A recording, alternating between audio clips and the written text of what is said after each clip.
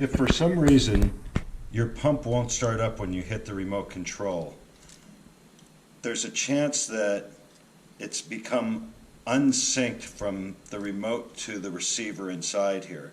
But before that, I want you to make sure you remove the hoses and make sure there's no obstructions, then try it again. If it doesn't turn on, obviously make sure you check the battery. Here's 3 bars out of 4, so I know my battery's good, but it just won't talk to the unit. The remote control is not talking, so I'm going to take a paper clip.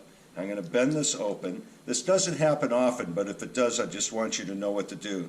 There's a little hole right here on the pump, on the blue pump system, and it says reset. I want you to reach down in here with your paper clip, kind of center it. I want you to hold it down for 4 to 6 seconds, 1002, 1003, 1004, 1005, 1006, and then release both of them at the same time, then turn it on, and now it just resynced the unit. Each one of these has its own frequency that you're tuning it to, just like your garage door.